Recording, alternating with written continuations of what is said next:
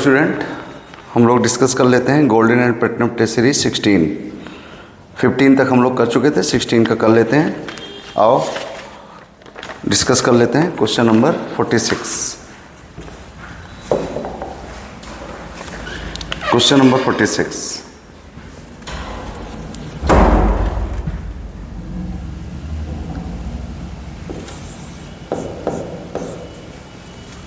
Question number 46 में क्या कह रहा है? डाइमेथिल ईथर कह रहा है which of the following can not be represented by resonance structure. Resonance structure,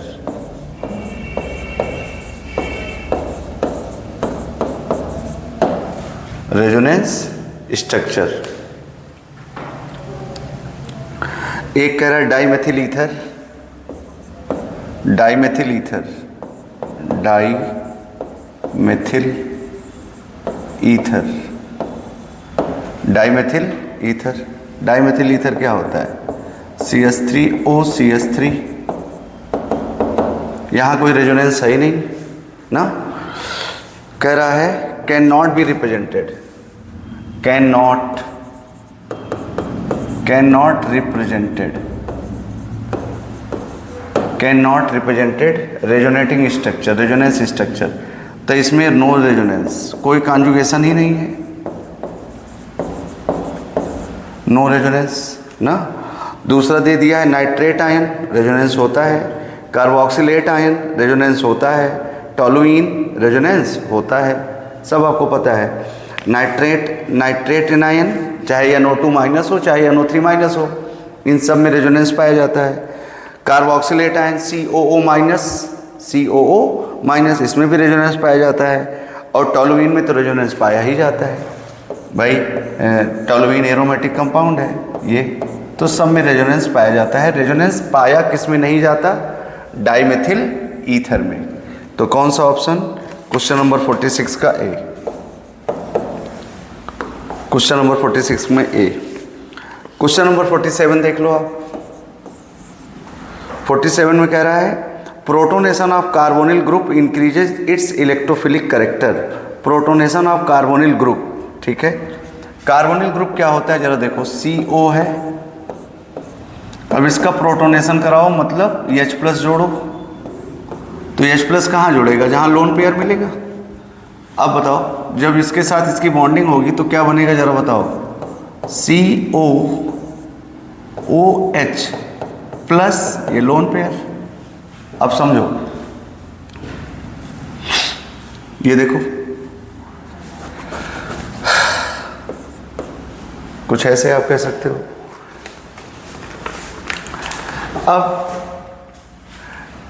अब ऑक्सीजन का लोन पेयर अगर आएगा इस पे, ऑक्सीजन का लोन पेयर अगर इन्वॉल्व होगा, प्रोटोनेशन डायरेक्ट करा दोगे तो ऑक्सीजन पे जरा बताओ, ऑक्सीजन पे पॉजिटिव चार्ज आएगा, और ऑक्सीजन पे पॉजिटिव चार्ज आएगा तो इसके इलेक्ट्रॉन को और खींचेगा, इस पे पॉजिटिव चार्ज और बढ़ जाएगा। और पॉजिटिव चार्ज आना मतलब इलेक्ट्रोफिलिसिटी बढ़ना। अगर ये कार्बन है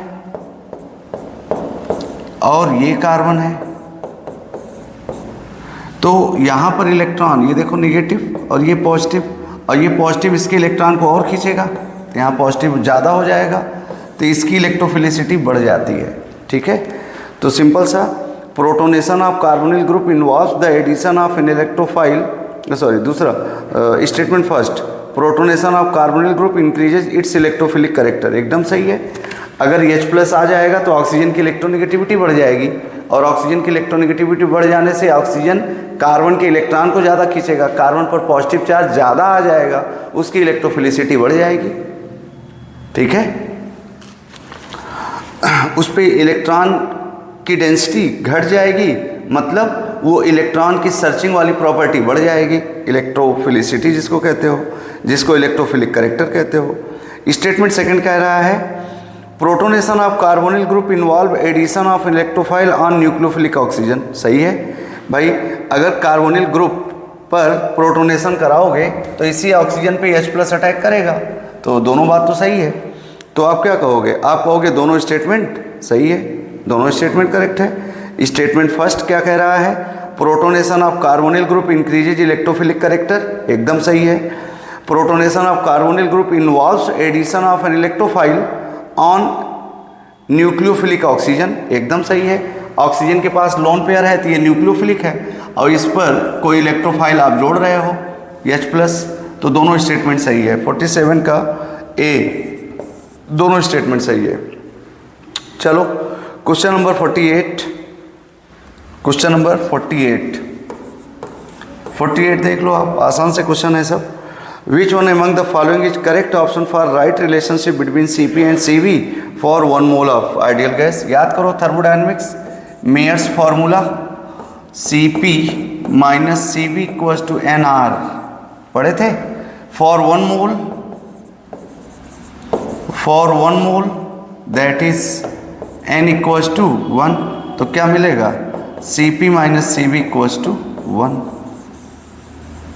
Cp minus Cv equals to 1, ये मिलेगा। क्वेश्चन नंबर 49,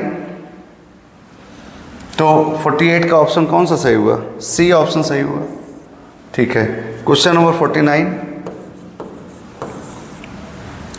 49 में क्या कहता है? The reagent that can reduce the carboxylic acid group to the corresponding alcohol. ये देखो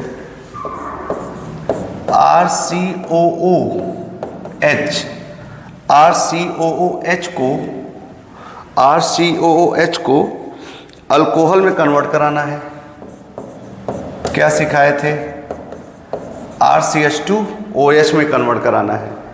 तो आप बढ़िया सा ले सकते हो, RCH2OH में कन्वर्ट कराना है, ये पाई बॉन्ड तोड़ दो। इसके लिए रिएजेंट क्या थे? LiLH4 था, याद हो रहा हो तो। और NCERT में दिया हुआ है B2S6, ये भी दिया हुआ है ना। तो आप इसमें और फिर क्या दिया? ZnHgHCl कंसनट्रेटेड, ये होगा नहीं। NaBH4 होता नहीं है। NaBH4 किसको किसको करता है? NaBH4 एल्डिहाइड को करता है, कीटोन को करता है और एसिड हाइलाइड को करता है, ठीक है। तो NaBH4 नहीं होगा, B2S6 हो सकता है, ZnHgHCl कंसनट्रेटेड HCl, ये तो क्लीमेंसन रिडक्शन है, CO को CH2 में कन्वर्ट करता है, अल्कोहल में नहीं। H2PDC भी हो सकता है, लेकिन अगर दोनों में बेटर ढूंढना हो तो आप बी ऑप्शन मार सकते हैं, 49 का बी। B2S6, LiLH4 ये सब एसिड को अल्कोहल में कन्वर्ट कर सकते हैं। तो 49 का बी ऑप्शन, ठीक है। डी के साथ भी जा सकते हैं, लेकिन B2S6 H3O+ और H2PDC दोनों में कंपेयर करेंगे तो बी ज़्यादा बेटर ऑप्शन देगा, बेटर रिजल्ट देगा। क्वेश्चन नंबर 50, तो 49 का ऑप्शन नंबर बी मारिएगा आप। 49 का ऑप्शन नंबर बी। 50 देख लो जरा, 50 देख लो जरा। What is the osmotic pressure of 0.02 m aqueous glucose solution at 300 kelvin ना। ऑस्मोटिक प्रेशर पूछ रहा है, पाइप पूछ रहा है, और कंसंट्रेशन कितना दिया? कंसंट्रेशन दिया है 0.02 m, और टेम्परेचर कितना दिया? 300, और R की वैल्यू कितना दिया? 0.082। कह रहा है ऑस्मोटिक प्रेशर बता दो। इतना आसान क्वेश्चन, इजी पीजी क्वेश्चन दे दिया। पाई कोस टू क्या बोलते थे? CRT। C दिया हुआ है 0.02, R दिया हुआ है 0.082, और टेम्परेचर दिया हुआ है 300 केल्विन। 300 केल्विन देख लो आप, 300 केल्विन, ठीक है। तो कैलकुलेट कर लो अब। 3 2 जा 6, मल्टीप्लाई कर दो। 3 2 जा 6, 6 दूना 12, 48, 6 टे 48, और 1 49, 490 492। इससे 2 से ये कटा, 0.02 से ये कट गया होगा, 0.492 ATM। 0.492 ATM कौन सा ऑप्शन? 50 का बी ऑप्शन, ठीक है। क्वेश्चन नंबर 51, क्वेश्चन नंबर 51 देख लो आप। Question number 51, question number 51 check करो। 51 में क्या कह रहा है, dissociation constant for acetic acid, मतलब dissociation constant for acetic acid कितना दिया है, ये दिया हुआ है 1.5 इंटू 10⁻⁵, ठीक है। And HCN dissociation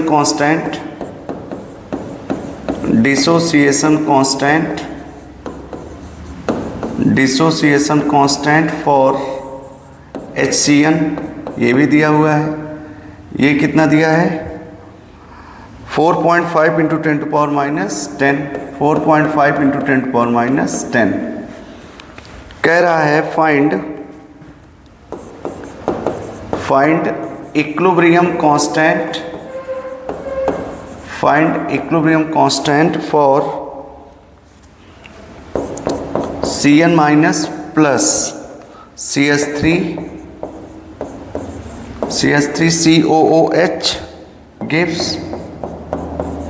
HCN plus CH3COO minus. तो इसका कांस्टेंट तो निकालो पहले। इसका कांस्टेंट क्या, मान लो K3 मान लेते हैं, तो प्रोडक्ट ऊपर रिएक्टेंट नीचे, HCN और CH3COO माइनस अपान Cn माइनस और CH3COOH, ये इक्वेशन थर्ड है। अब एसिटिक एसिड का डिसोसिएशन कांस्टेंट कितना दिया है फॉर एसिटिक एसिड, चलो बताओ, तोड़ो इसको। CH3COOH टूटेगा, क्या देगा ये, CH3COO minus plus H plus. इसका K1 मान लो, CH3COO माइनस और H प्लस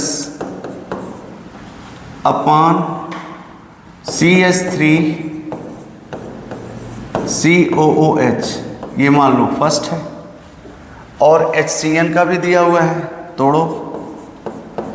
HCN क्या, H प्लस Cn माइनस। इसका K2 बता दो जरा, H प्लस Cn माइनस अपान HCN, ये सेकंड हो गया। अब आप देख लो, पहले और दूसरे से आप तीसरा लाना चाहते हो, यही K3 पूछ रहा है। तो केमिकल इक्विलिब्रियम का कॉन्सेप्ट था ना कि अगर किसी रिएक्शन को रिवर्स करोगे तो उसका इक्विलिब्रियम कांस्टेंट भी रिवर्स हो जाता है, और जब रिएक्शन को रिवर्स करते हैं तो इक्विलिब्रियम कांस्टेंट रेसिप्रोकल हो जाता है, और जब रिएक्शंस को जोड़ते हैं तो इक्विलिब्रियम कांस्टेंट में मल्टीप्लिकेशन हो जाता है। ये सब इक्विलिब्रियम का कॉन्सेप्ट है। अभी बस आपको क्या करना है, K1 और K2 की हेल्प से K3 लाना है आपको बस। तो क्या कुछ कर दें कि K1 और K2 की हेल्प से K3 आ जाए। चलो देखो, आपकी मेन रिएक्शन जो टारगेट है उसमें क्या चाहिए, HCN ऊपर चाहिए, जबकि K2 में HCN नीचे है। देखो HCN नीचे है और आपको चाहिए ऊपर। CH3CO ऊपर चाहिए, CH3CO ऊपर है, ठीक है। CH3COH नीचे है, CH3COH नीचे, इसमें है, इसमें भी नीचे है। तो इसमें तो कोई चेंज नहीं होने वाला है, इसी में चेंज होने वाला है। और चेंज क्या होने वाला है, चूंकि इसको ऊपर ले जाना है तो इसको रिवर्स कर दो। तो क्या मिला, इक्वेशन थर्ड अगर लाना हो, इक्वेशन थर्ड लाना हो तो आप क्या करो, इक्वेशन फर्स्ट और multiplied by 1 upon equation second, multiplied by 1 upon equation second, मतलब इक्वेशन सेकंड को आप क्या कर रहे हो, रिवर्स कर रहे हो ना, माइनस कर रहे हो ना, ठीक है। इक्वेशन फर्स्ट ये है, उसका कांस्टेंट क्या है K1 इंटू इक्वेशन सेकंड क्या है, उसका रिवर्स करना है तो 1 अपान K2 हो जाएगा, K2 हो जाएगा। और ये वैल्यू इक्वेशन थर्ड, अब आप करो ना, इसको रिवर्स करके मल्टीप्लाई करो तो सब कट जाएगा, यही बचेगा, आप चेक कर लो जरा देखो। अब K3 निकालो आप, K3 किसके बराबर हो गया, K3 बराबर हो गया आपके K1 अपान K2 के। K1 कितना है, एस्टिक एसिड का ये है 1.5 इंटू 10⁻⁻5 अपान, यह CN का कितना है 4.5 इंटू 10⁻10, तो 1/3 इंटू ये ऊपर गया, सही है ना, ठीक है। ये 10⁻5 कोई है, ये 0.33 इंटू 10⁻5, तो 3.3 इंटू 10⁻4 ये आएगा, ठीक है। तो क्या सिखाया गया था, थर्ड रिएक्शन लाने के लिए फर्स्ट और सेकंड में कुछ भी कर दो, रिएक्शन को रिवर्स करोगे तो इक्विलिब्रियम कांस्टेंट रेसिप्रोकल हो जाता है, ठीक है। तो ये आप कर सकते हो, ऑप्शन चेक करते हैं। 51 का option number C, option number C, ठीक है। 51 का ऑप्शन नंबर सी, ये आप देख सकते हैं, चेक कर सकते हैं। चलो क्वेश्चन नंबर 52, क्वेश्चन नंबर 52 जरा चेक कर लो। क्वेश्चन नंबर 52, क्वेश्चन नंबर 52 देखो जरा, कह रहा है the oxidation state of 3 carbon atom in carbon सब ऑक्साइड। अब कार्बन सब ऑक्साइड का फार्मूला दिया है C3O2, कार्बन सब ऑक्साइड में निकाल लो, C double bond O double bond C और C double bond O double bond double bond double bond O, यही तो स्ट्रक्चर सिखाया गया था कार्बन सब ऑक्साइड का। अब यहाँ पर ऑक्सीडेशन नंबर बॉन्डिंग मेथड से निकाल लो। बॉन्डिंग मेथड में क्या बताया गया था, जितने कोवैलेंट बॉन्ड होंगे उतना बॉन्ड उतना ऑक्सीडेशन नंबर होगा, जितना कोवैलेंट बॉन्ड होगा उतना बॉन्ड उतना ऑक्सीडेशन नंबर होगा, और जो इलेक्ट्रोपॉजिटिव होगा मतलब लेस इलेक्ट्रोनेगेटिव के साथ प्लस साइन, मोर इलेक्ट्रोनेगेटिव के साथ माइनस साइन। और अगर दोनों एटम की इलेक्ट्रोनेगेटिविटी सेम है तो उसको कंसीडर नहीं किया जाता, उसको जीरो लिया जाता है। तो यहाँ पर बताओ इस कार्बन की मान लो पहला, दूसरा, तीसरा, इधर से कोवैलेंट बॉन्ड 2 है तो इस कार्बन का कितना होगा +2, ऑक्सीजन का तो -2 होगा ही होगा। इधर से देखो इसका तीसरे का भी 2 डबल बॉन्ड है तो 2 हुआ, और चूंकि कार्बन और ऑक्सीजन में कार्बन लेस इलेक्ट्रोनेगेटिव तो प्लस हुआ।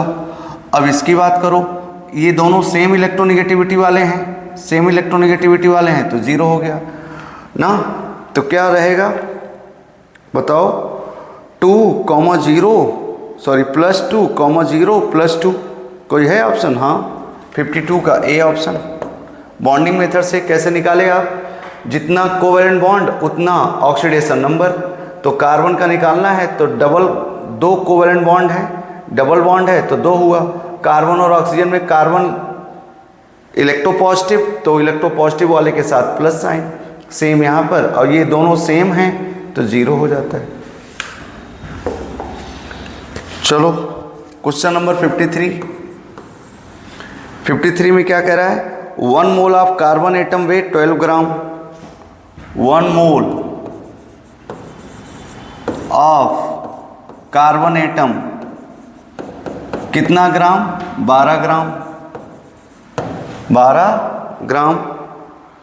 द नंबर ऑफ एटम पूछ रहा है, कह रहा है नंबर ऑफ एटम बता दो।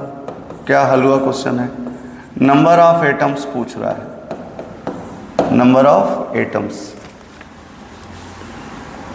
बताओ।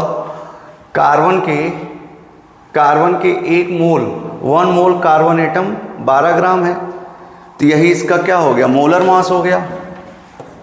इसी में सॉल्यूशन छुपा है, ये मोलर मास हो गया। मतलब 1 मोल का मास 12 ग्राम।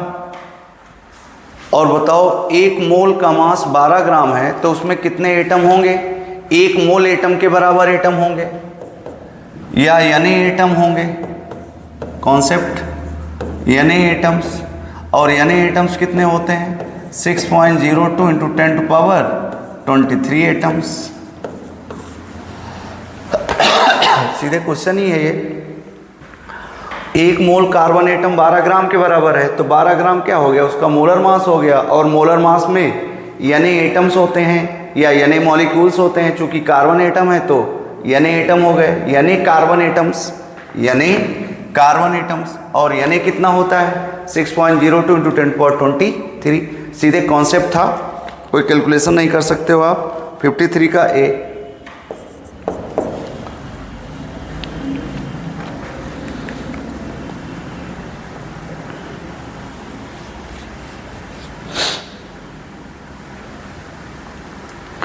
और उसमें जो डेटा दिया है, mass of carbon 12 is 1.926 into 10 power -23 ना।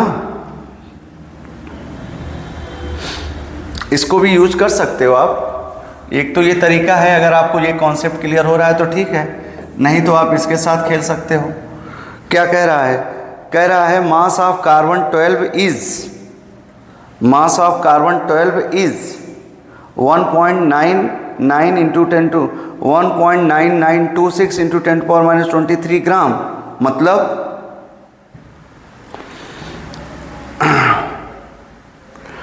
मतलब दूसरा मेथड है 1.9926, पेपर आपके पास है, 1.9926 into 10 to power into 10 to power -23 gram of carbon is equals to कितना एटम, 1 एटम के बराबर होगा। तो 1 ग्राम में कितना होगा भाई, जरा कोई बता दे। 1 अपान डिवीजन कर दो, 1.9926 इंटू 10 टू पावर -23 एटम। अब आपको क्वेश्चन में दिया कितना है, 12 ग्राम दिया हुआ है, हेंस 12 ग्राम मल्टीप्लाई कर दो, 12 अपान 1.9926 इंटू 10 टू पावर -23। और शायद आपको पता हो, जब हम लोग एवोगैड्रो नंबर डिराइव करते हैं तो इसी मेथड से करते थे। अब इसमें आप इससे डिवाइड करो तो ये लगभग आएगा 6.022 इंटू, ये ऊपर चला जाएगा 23 एटम्स। तो चाहे तो आप इस मेथड से कर लो, चाहे आप अपने लॉजिक से, अपने कॉन्सेप्ट से कर लो। 53 का ए, ठीक है। क्वेश्चन नंबर 54 में क्या कह रहा है, कह रहा है the molar conductivity of 0.007 m acetic acid. मतलब मोलरिटी दे दिया, कंसंट्रेशन दे दिया एस्टिक एसिड का 0.007 m कंसंट्रेशन है ये, किसका, एसिटिक एसिड का। और क्या दे दिया, मोलर कंडक्टिविटी दे दिया 20 Simon centimetre square mole inverse. Molar conductivity concentration इसके लिए मोलर कंडक्टिविटी दिया तो लेमडा mc कितना, 20 Simon centimetre square mole inverse, ये हुआ। और फिर what is the dissociation constant of acetic acid, मतलब Ka पूछ रहा है, एस्टिक एसिड का Ka पूछ रहा है। और आपको दिया क्या है, लेमडा इनफाइनाइट H प्लस दिया है 350 siemens centimetre square mole inverse, और लेमडा इनफाइनाइट CH3COO माइनस, ये दिया हुआ है 50 siemens centimetre square mole inverse. Choose the correct option दे रहा है। तो आपको कंसंट्रेशन दिया एसिटिक एसिड का और इस कंसंट्रेशन पे लो मोलर कंडक्टिविटी दे दिया, के पूछ रहा है और ये दिया हुआ है। तो भाई के निकालने का फॉर्मूला तो बताओ, क्या पढ़े थे? C alpha square upon 1 minus alpha. तो अगर C हमको दिया हुआ है, ठीक, अल्फा 1 माइनस अल्फा चाहिए, ठीक है। वीक इलेक्ट्रोलाइट के लिए अल्फा को निगलेक्ट भी कर देते थे आप, चलो अभी रहने देते हैं। अल्फा तो C दिया हुआ है, के निकालना है, अल्फा चाहिए। तो याद करो अल्फा क्या होता है, जरा वो बता दो। Lambda M C upon lambda M infinite, या कभी कभी बुकों में ये भी लिखा हुआ है lambda M C upon lambda M zero. ये इनफाइनाइट है या इनफाइनाइट कंसंट्रेशन या इनफाइनाइट डाइल्यूशन या इनफाइनाइट डाइल्यूशन पर आप बोलते हो, जाइए लिख दो, जाइए लिख दो। अब लेमडा एम सी आपको दिया हुआ है, ये मिल गया, ये निकालना है, ये नहीं पता है। तो याद करो Kohlrausch law, lambda M infinite CH3COOH का कैसे निकलेगा? उसके कैटायनों और एनायनों के इनफाइनाइट का sum, lambda M infinite H plus plus lambda M infinite CH3COO minus. सही है। Lambda M infinite H plus, lambda M infinite H plus कितना दिया हुआ है 350, plus lambda M infinite acetate कितना दिया है 50। क्या ये 400 हुआ? ठीक है, 400 हो गया। तो यहाँ लाके मैं रख दे रहा हूँ अल्फा। लेमडा एम सी कितना दिया हुआ है 20, और लेमडा एम इनफाइनाइट कितना निकाले आप? ये निकाल लिए 400। ये कट गया, क्या कितना बचा? 1/20, 1/20। अब इसी अल्फा की वैल्यू मैं यहाँ रख दे रहा हूँ 0.007 इंटू अल्फा स्क्वायर 1/20 का स्क्वायर अपान 1 माइनस 1/20। कैलकुलेट करेंगे क्या? कर लो। 0.007 इंटू 1/20 इंटू 1/20 और ये 1/1 माइनस 20, तो ये हो जाएगा 19/20। तो 19/20, 20 ऊपर चला जाएगा, नीचे रह जाएगा 19। क्या एक 20 से एक 20 कटा? 0.007 अपान 19 इंटू 20। चेक करो जरा। अब इसको 20 में मान ले रहा हूँ, तो ये 0.007 अपान 20 इंटू 20, बोलो बोलो 400। डिवीजन कर दो इसमें, ये 100 ऊपर ले जाओगे तो 0.007 इंटू 10⁻⁻2 अपान 4 से डिवाइड करो। तो 4 से डिवाइड करो तो 0.017, कितना बचा? 2, 5 इंटू 10⁻⁻2। तो ये कितना हो जाएगा? अगर इधर ले जाऊं तो 1.75 इंटू 10⁻⁻, ये 3 डिजिट गया, पहले से 2 था 5, कुछ ऐसा आना चाहिए। कोई है 1.75 इंटू 10⁻⁻5, ये आ रहा है KA। तो 54 का डी ऑप्शन। चेक कर लीजिए आप एक बार, कैलकुलेशन आपको आना चाहिए। कॉन्सेप्ट यही था। क्या KA का डायरेक्ट फार्मूला बेस्ड क्वेश्चन है भाई ना। अल्फा निकालना पड़ा आपको। अल्फा कैसे निकालता है? इनफाइनाइट डाइल्यूशन पर कैटायन और एनायन का सम करके। फिर इनफाइनाइट डाइल्यूशन पर निकल गया, फिर अल्फा निकालिए, फिर के निकालिए। ठीक।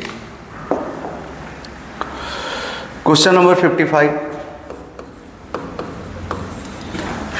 में वो कह रहा है DHI अपॉन DT दिया हुआ है minus DHI upon DT is equals to KHI का स्क्वायर, ऐसे दिया हुआ है। कह रहा है रेट कांस्टेंट की यूनिट बता दो, इसकी यूनिट बता दो। तो ये क्या है, ये रेट है, ये K है, ये कंसंट्रेशन है। बस K निकाल लो, रेट अपॉन HI का स्क्वायर। अरे रेट ऑफ रिएक्शन क्या होता है, उसकी यूनिट क्या सिखाया गया था, mole litre inverse second inverse upon concentration की यूनिट मोल पर लीटर होती है, तो मोल पर लीटर स्क्वायर है मोल पर लीटर। ये तो मोल पर लीटर से मोल पर लीटर कट गया क्या, मोल ऊपर जाएगा तो मोल इनवर्स हो जाएगा, और लीटर इनवर्स ऊपर जाएगा तो लीटर हो जाएगा, और सेकेंड इनवर्स ऑप्शन चेक कर लो, litre mole inverse second inverse, litre mole inverse second inverse A. ये तो एक तरीका था, नहीं तो हम लोगों ने इन जनरल पढ़ा था ट्रिक से। ट्रिक से कैसे करते थे, के की यूनिट जब निकालना होता था किसी भी ऑर्डर के के की यूनिट, तो फॉर्मूला था mole 1 minus N litre n-1 second inverse, और जो पावर होता है वही ऑर्डर होता है, तो ऑर्डर हो गया n की वैल्यू 2 रख दो, मोल 1 minus 2 litre 2 minus 1 second inverse. तो मोल 1 माइनस 2 क्या हुआ, mole inverse, litre 2 minus 1 litre second inverse. तो इस ट्रिक से भी आप कर सकते हो, बहुत सारे बच्चे उसी ट्रिक से कर लेते हैं। 55 का ए, इसको करेक्ट कर लीजिएगा, 55 का आंसर गड़बड़ था, बाद में उसको करेक्ट कराया गया था। ठीक है, 55 का ए। 56 क्वेश्चन नंबर 56 कह रहा है which of the following is ambient nucleophile. आसान सा है, अमोनिया में नाइट्रोजन ही डोनर एटम है, क्लोराइड में Cl डोनर एटम है, वाटर में ऑक्सीजन है। साइनाइड आयन आपको बताए थे, साइनाइड आयन में डोनर एटम कार्बन भी होता है, डोनर एटम नाइट्रोजन भी होता है ना, तो यही एम्बिडेंटेड लिगेंड है या एम्बिडेंटेड न्यूक्लियोफाइल है। 56 का डी, आसान सा क्वेश्चन। 57 देख लो, कह रहा है tertiary alcohol produce turbidity immediately with लूकस reagent. Look का रिएजेंट आ गया, लूकस रिएजेंट ना, 1 डिग्री अल्कोहल लेते थे, लूकस रिएजेंट डालते थे। अच्छा, लूकस रिएजेंट होता क्या है, concentrated HCl plus ZnCl2, ZnCl2 यही था, तो हेलो एल्केन बनता है RX। लेकिन 2 डिग्री अल्कोहल के साथ भी बनता है, 3 डिग्री अल्कोहल के साथ भी बनता है, तो डिफरेंस क्या है सर, यहाँ टर्बिडिटी एट वंस आ जाती है, यहाँ टर्बिडिटी सेकेंडरी अल्कोहल के साथ 2 to 5 मिनट में आती है, और 1 डिग्री अल्कोहल के साथ टर्बिडिटी आती ही नहीं है, या आती है तो आधे घंटे में, नहीं तो हीट करने पर आती है। तो क्या बोला statement, tertiary alcohol produces turbidity immediately, तो टर्शियरी अल्कोहल हाँ देता है, एकदम सही है assertion. लूकस reagent is a 1-1 mixture of concentrated HNO3 and anhydrous ZnCl2, नहीं HCl का होता है, तो असर्शन तो सही है, असर्शन तो सही है, लेकिन रीजन गलत है। तो 57 का कौन सा, C, assertion is correct but reason is incorrect. Question number 58 में आ जाओ। 58 में कह रहा है H2 + I2 gives 2HI, H2 + I2 gives 2HI। कह रहा है द स्टैंडर्ड फ्री एनर्जी कह रहा है इस रिएक्शन के लिए delta G not greater than 0 कब होगा। इक्विलिब्रियम कांस्टेंट का रिलेशन दिया हुआ है, तो याद करो रिलेशन क्या था, delta G not -2.303 RT log KC। अब अगर ये वैल्यू पॉजिटिव होनी है तो ये वैल्यू निगेटिव हो, तो KC लेस देन 1 हो। तो लेस देन 1 मतलब निगेटिव, निगेटिव मतलब निगेटिव में आएगा, निगेटिव में आएगा तो निगेटिव निगेटिव पॉजिटिव आ जाएगा, delta G not greater than 0 हो जाएगा, पॉजिटिव आ जाएगा ना। तो KC लेस देन 1 होना चाहिए। 58 का डी ऑप्शन। ऑप्शन चेक कर लो, पेपर आपके पास है। 58, 59 जरा चेक कर लो। कह रहा है suitable reaction condition for preparation of methyl phenyl ether. देखो जरा, मेथिल फेनिल ईथर बनाना है, मेथिल फेनिल ईथर बनाना है, मेथिल फेनिल ईथर बनाना है। तो बताओ मेथिल फेनिल ईथर बनाने के लिए सबसे अच्छा क्या हो सकता है। CH3O यानी प्लस Br, क्या ये सही है बताओ भाई। ये माइनस बनेगा, ये प्लस बनेगा, Br माइनस ये प्लस। लेकिन आपको पता है कि Br माइनस यहाँ डबल बॉन्ड करेक्टर शो करेगा, पार्शियल डबल बॉन्ड करेक्टर। तो पार्शियल डबल बॉन्ड करेक्टर के कारण Br का निकलना आसान नहीं होगा। विलियमसन ईथर सिंथेसिस पढ़े हैं ना, वही तो है, पार्शियल डबल बॉन्ड करेक्टर होगा। तो ये तो अच्छी बात नहीं है। अच्छा, इसका उल्टा कर दिया जाए, तब इसका उल्टा ये कर दूं, O माइनस यानी प्लस, O माइनस यानी प्लस और प्लस CH3Br, CH3Br। तो CH3Br माइनस ये प्लस Br ये प्लस, तो बाहर निकल जाएगा यानी Br और ये जुड़ जाएगा OCH3 मेथिल फेनिल ईथर। तो PHO माइनस, इसको पूरे को क्या कहते हो, PHO माइनस, और ठीक है, और CH3Br।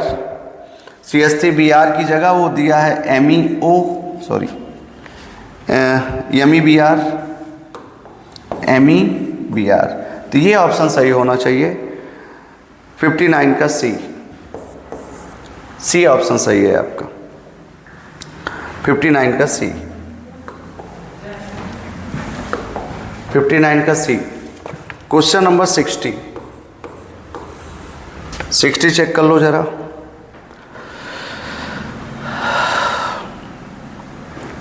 लंबा क्वेश्चन है, इसको करो।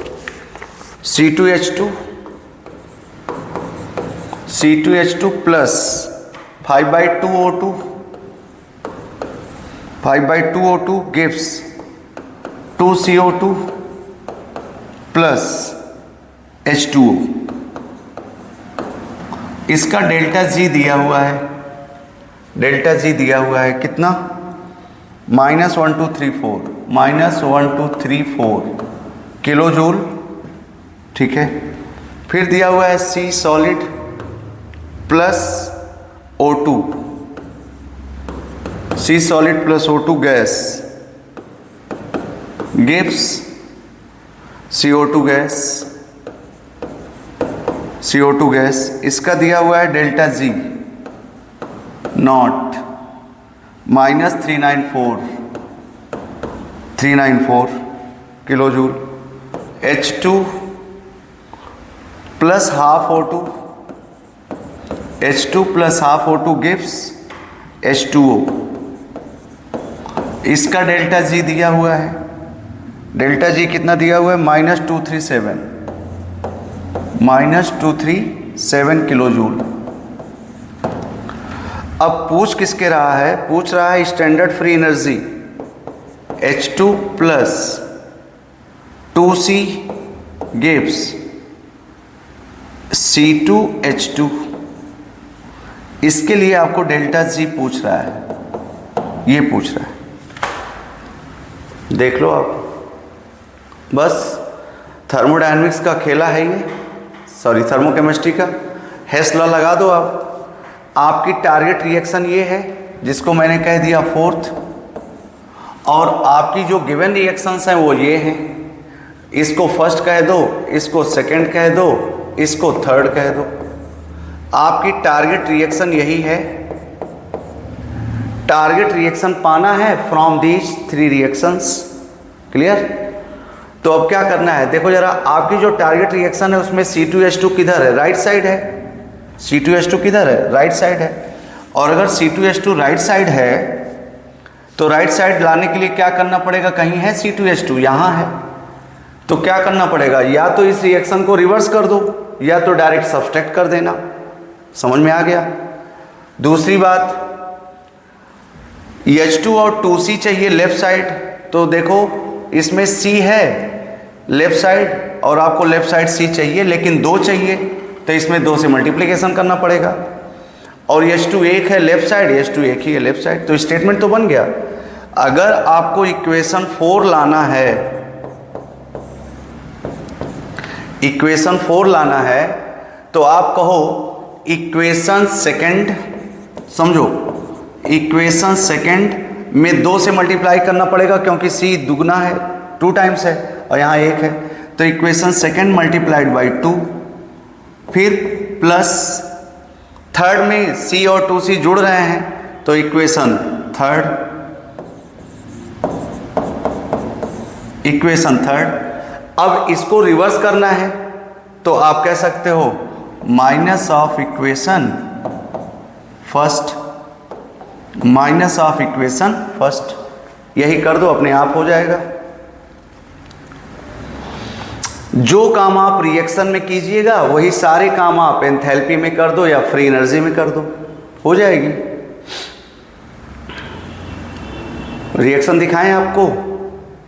चलो इसको मैं यहीं छोड़ देता हूं, रिएक्शन दिखा देता हूं।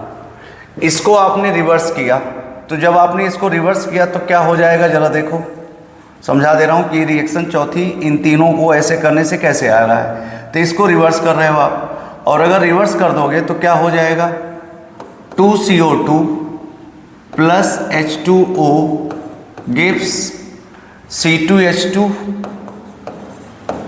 Plus 5/2O2।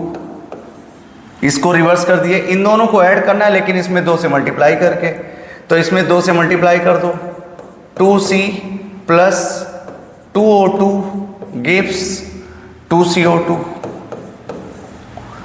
इसमें कुछ नहीं करना है, एज इट इज रहने दो। H2 plus half O2 gives H2O, सही है? जरा ऐड करो, क्या चौथी रिएक्शन आ रही है? 2CO2 से 2CO2 कटेगा, सही है क्या? H2O से H2O कटेगा क्या, सही है क्या? सही है। देखो H2 प्लस 2C प्लस ये 2O2 है, ये हाफ O2 है, तो 2 प्लस हाफ O2, 2 2 जा 4 प्लस 1 5/2O2 गिव्स, क्या बचा है, C2H2 प्लस और क्या बचा है 5/2O2, तो ये भी तो कट ही गया, सही है। मतलब आप जो सोच रहे हैं वो सही है। अब आप वही काम कर दो फ्री एनर्जीज में। पहले इक्वेशन सेकंड की फ्री एनर्जी कितनी है, -394 इंटू 2 प्लस इक्वेशन थर्ड -237 और फिर माइनस करना है। ध्यान से सुनना, आपने इसको रिवर्स किया है तो एंथैल्पी या फ्री एनर्जी का साइन चेंज हो जाएगा। तो माइनस कर रहे हो ना, ठीक है, माइनस कर रहे हो आप, तो माइनस कर रहे हो तो ये -1 2 3 4, भाई माइनस किए हो तो सीधे ले रहे हो, नहीं तो अगर रिवर्स करके ऐड करते तो प्लस कर देते, ठीक है। चलो चेक करो जरा, -394, 2 4 जा 8, 2 9 जा 18, 2 3 जा 6 और 7, सही है। -788 प्लस माइनस 2 3 7 और माइनस माइनस प्लस 1 2 3 4। देखो जरा, 8 और 7 15, 8 3 11 12, 7 2 9 1 10। सही है क्या? माइनस और ये प्लस 1 2 3 4। करो जरा, चेक करो, घटाओ। ये 34 है, ये 25 है। 34 25 25 5 30, 30 4 34 9, 234 है। 025 09 और 14 में से 5 गए 9 2 0 और क्या 1 202 किस साइन के साथ? प्लस साइन के साथ। प्लस 209 कोई है ऑप्शन? चेक करो। प्लस 209 60 का डी, 60 का डी। ये तो ऐसे करना होता है। इसके पहले जो टेस्ट सीरीज हुई थी उसमें इस तरह के क्वेश्चन करवाए गए थे आपको। क्वेश्चन नंबर 60 का डी ऑप्शन।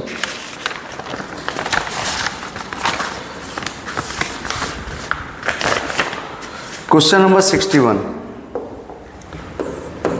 क्वेश्चन नंबर 61 में क्या कह रहा है? The major products Reimer Tiemann reaction and Kolbe's reaction are respectively. जरा बताओ, अगर रीमर टीमन रिएक्शन की बात किया जाए तो फिनॉल की रिएक्शन आप कराते थे किससे? क्लोरोफॉर्म से और KOH या NaOH से। तो बताएंगे आप क्या बनता था? OH सैलिसिल्डिहाइड बनता था।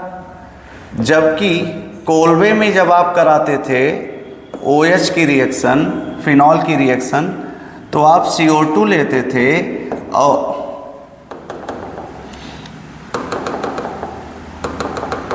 NaOH लेते थे और CO2 लेते थे हाइड्रोलिसिस के साथ। तो क्या बनता था? Salicylic acid. OH मैकेनिज्म वगैरह क्लास में सिखाया गया है। सैलिसिलिक एसिड और सैलिसिल्डिहाइड। तो कोलबे में सैलिसिलिक एसिड और सैलिसिल्डिहाइड बनता है रीमर टीमन में। तो चेक कर लो, पहले में फिनॉल और बेंजल्डिहाइड दिया है, होगा नहीं।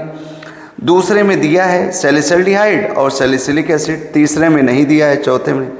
61 का बी ऑप्शन। आसान सी रिएक्शन थी। Reamer teamer reaction, Kolbe reaction बहुत इंपॉर्टेंट है। क्वेश्चन नंबर 62 देख लो। When 1 mole of an alkene on ozonolysis produces 2 mole of propanone, the alkene is। क्या बात है, आसान सा क्वेश्चन। प्रोपेनोन के 2 मोल बने हुए हैं भाई, प्रोपेनोन के 2 मोल। तो प्रोपेनोन यही होता है। इसके 2 मोल दिखा दो आप। C double bond O CH3 क्या सिखाए थे? अगर एल्कीन के ओजोनोलिसिस से प्रोडक्ट बनाना है तो स्लोगन क्या था? डबल बॉन्ड तोड़ो, ऑक्सीजन जोड़ो, प्रोडक्ट बनाओ। लेकिन अगर प्रोडक्ट से एल्कीन बनाना हो तो ऑक्सीजन हटाओ, डबल बॉन्ड लगाओ, प्रोडक्ट बनाओ। ऑक्सीजन हटाओ, डबल बॉन्ड लगाओ, प्रोडक्ट बनाओ। ऑक्सीजन हटाओ, CH3, C double bond CH3, CH3 और CH3, यही बनेगा। और ये बनेगा तो क्या मिलेगा? देख लो आप, 2,3 डाइमेथिल ब्यूटेन। IUPAC दिया हुआ है, IUPAC कर लो। 1 2 3 4 2 3 dimethyl, 2 3 dimethyl but 2 ene 2 3 dimethyl but 2 ene 62 का डी। ये सही है। 63 देख लो जरा, आसान से रिएक्शन।